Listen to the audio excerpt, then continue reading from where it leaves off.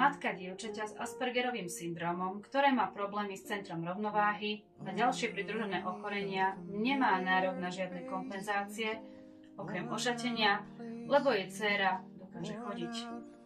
Že má dieťa 12 rokov, nepozná hodiny a pre hypersenzitivitu a agresivitu nedokáže cestovať verejnou dopravou, chodí do školy mimo svojho bydliska a kvôli poruche rovnováhy sa nedokáže naučiť napríklad ani bicyklovať, nezavážilo. Ani to, že matka musela kvôli dcériným celkovým kolapsom odísť zo stabilného a dlhoročného zamestnania. Stav sa dcére síce mierne upravil, ale len za cenu toho, že žijú s matkou v hmotnej núdzi. Mám syna, už 5. rok je onkopacient, k tomu má iné pridružené diagnózy. Nie som lenivá. Kým je v škole, chcela by som ísť do práce pri výrobici. Nehrozí, vždy a všade sa opýtajú, prečo iba na 3 hodiny. Keď poviem dôvod, tak z druhej strany odznie: nie, ďakujeme, my takých nepotrebujeme. Keď ideme niekam, každý sa pozerá. Ten chlapec má nejaké divné čelo a nad uchom nejakú hrčku.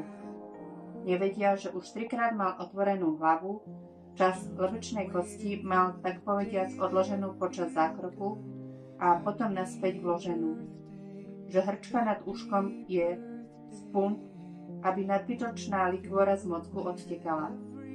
My matky s chorými deťmi, čo sme samé, to máme ťažké a ľudia vedia súdiť. Ale namiesto súdenia by mohli skúsiť si odžiť aspoň jeden deň v našej koži. Matke 16-ročného hluchonemého chlapca bol odobratý opatrovateľský príspevok, nakoľko ho poberali už viac rokov a mladý muž už nie je školopovinný. Okrem hlavného postihnutia má aj psychické problémy, nevie komunikovať a má zdeformovanú nohu. Čaká ho operácia.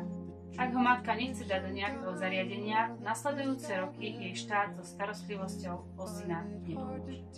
Matka autistického chlapčeka si podala žiadosť na opatrovateľský príspevok. Príspevok na benzín a ďalšie kompenzácie. Po niekoľkomesačnom čakaní na odpoveď nakoniec zistila, že jej žiadosť aj so správami a potvrdeniami na príslušnom úrade stratili. Niektoré kompenzácie nemá doteraz, lebo musí opätovne zháňať stratené potvrdenia. Toto boli reálne prípady zo života niektorých ľudí.